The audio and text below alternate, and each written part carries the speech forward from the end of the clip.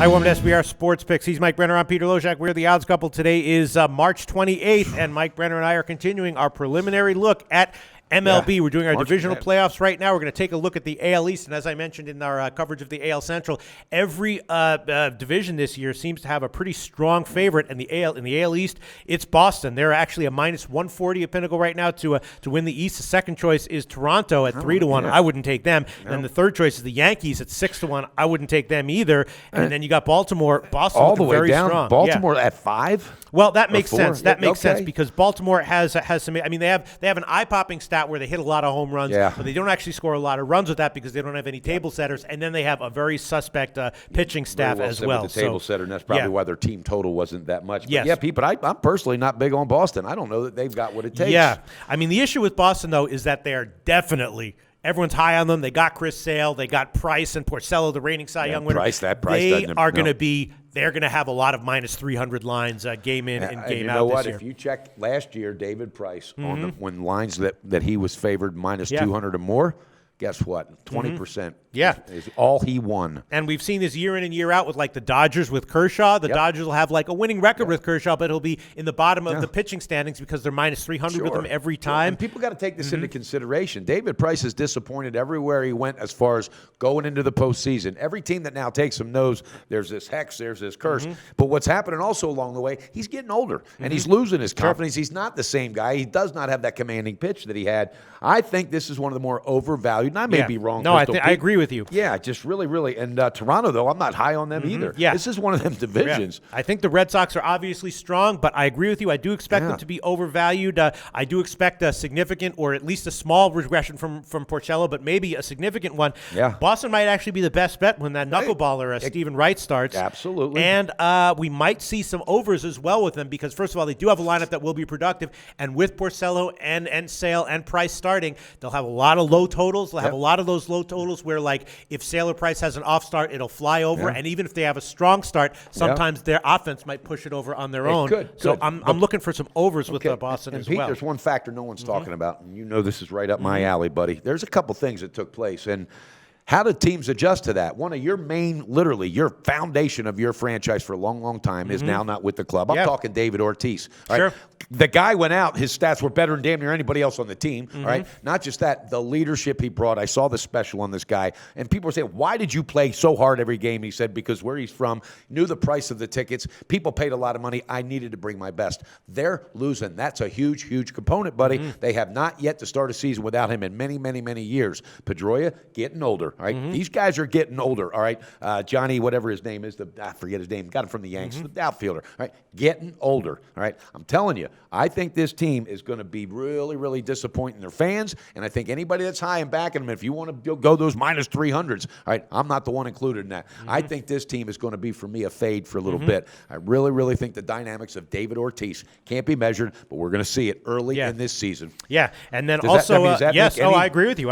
And then also with Toronto, I'm also vaguely down on them as well, as you just hinted at, especially when Happ starts. Happ might be like in the bottom 5 of starting pitchers. We might see a big regression from him. We will. And they have a good closer, but the rest of their bullpen is iffy. And they got a lot of they got bats, but by God, the pitchers they're getting older. They're getting older, and the bats are definitely getting older. The bats might be overrated as well. Carcion's gone. Right? Yes, and Carcion's gone. That's a huge loss. Another leader from the dugout, by the way. Yeah. Tulowitzki said, "I don't know. He was the mouth. He was everything. He was the motor in this dugout." So I'm down on Toronto in general, at least from a betting perspective. They'll get their wins, we're down but I'm going to be probably thinking that they're going to be overvalued, especially Nothing when Happ personal. starts. Yeah, absolutely. Then the Yankees. The Yankees are an interesting team. You don't normally think about the Yankees of being a team that is undervalued, but they got a big core of young players. They've got actually MLB.com rated them as having the number one farm system in baseball this year. Pete, let's just get real. Towards the end of the year last year, they literally got rid of, well, now they got one of them back, by the way, got rid of all their good closers, and guess what they kept doing? Remember, they went on that streak. They kept winning. They kept winning. This team got better. Quietly, yes, Girardi said this team's going to be dangerous. I think this is my dark horse. This is my absolute dark horse, and I actually grabbed them at plus 1,000. I had put $50. Me and my brother-in-law, we split a $100 bet, and we got him at plus 1,000 as a dark horse to win that division. So, I mean, and bringing back Chapman, the bullpen's going to be great again. Then there's going to be some regression though. Sanchez is facing unrealistic expectations. He's not going to be he might be, but he's probably not going to be as great as he was last year. You But hear what Chapman said? What's we that? got to bring we bring comedy to our stuff, but this is real stuff.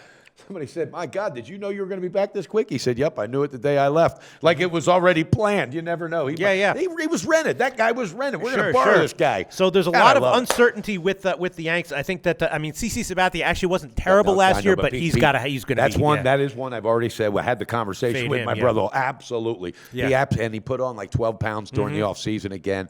From what I hear, he's still sober though, and that did help him. But he is getting older. His speed, his velocity is going to be way down. So there's a lot of enigmas here. We got Pineda as enigma and Severino. So it's a tricky thing. We got a questionable starting rotation, a very strong bullpen, and then a lineup with some fading veterans. You don't quite know how much they're going to fade, and a lot of youngsters with potential. You don't know where their potential is going to be. You know what makes it dangerous? That Yankees mystique, that farm system that year in and year out. And I'm not kidding you. They build that damn farm system. Pete, so we will see, but in general, I'm vaguely looking to bet on the Yankees to start. That is Me true. too. In spots. Me too, probably buddy. not with Sabathia starting, but in spots, I'm looking for them, and probably looking for overs. Although the strong bullpen is the kind of bullpen that can keep totals from sneaking over late. So true. that might be not a lot of backdoors coming in with that bullpen. But there might be some. Very well said, Pistol. In general, I'm looking to bet on the Yankees in general, and then we have Baltimore. Let's go back to Baltimore. Let's go back, Bucky again. Showalter, baby. Yeah. I love this guy, but man, what's going on? Like you said, they got some punchy bats. They can hit the ball deep,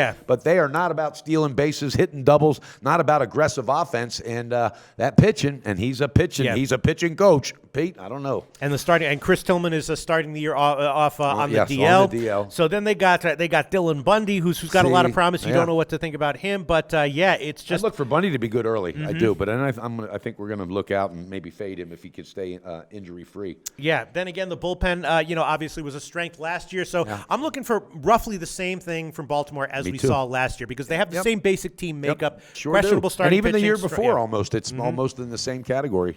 They're hoping that that Kim and the other guy that they added, Seth Smith, can maybe be table setters. Maybe. I think probably they'll score a few more runs this year, but in general, it's going to be I mean, they watched what happened with same. Kim last place. He was the same thing, but another thing, they opened up at plus 800, just where we were looking, my brother and I, and it was plus 1400.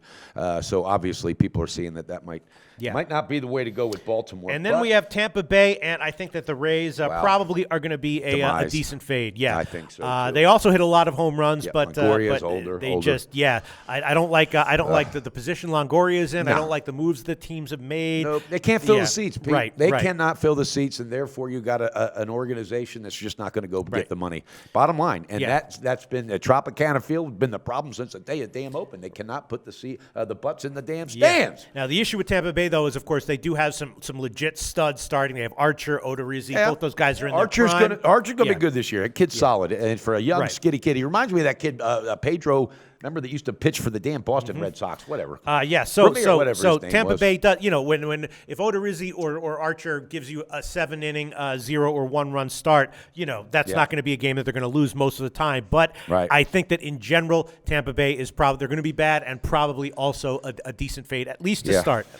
I think so too. And also, when your last general manager said we knew it was a big mistake the day we let Joe Madden walk, that right there tells you that they've lost confidence, and that's going to be a team to fade. They're not real excited to watch, and now the matter of fact, they even dropped their prices on their season tickets and could not motivate any new buyers, and so hey, it all plays into it. Though, but we'll see. I mean, they did add Colby Rasmus, and maybe they'll have a hitting coach who will make their hitters more disciplined. I love the optimism, baby. Well, no, I mean if they get more disciplined, I mean they did hit a lot of home runs. The home runs are great. The starting pitching is undeniable. So there is. I'm not like dead set on Tampa Bay being an auto fade as I am with some of the other teams in the league. And the kind of team also picks up steam in the second half of the season when it comes time for playoff push. And keep that in mind. Yeah. So I'm vaguely looking to fade them, but I'm going to be keeping an open eye out and more unders. I'm going, who's Pete going to like? Who's he most? And he's wearing the damn hat. Yeah. In general, if I had to pick one team that I expect to be profitable this year in the AL East, it would be the Yankees. They closed out again.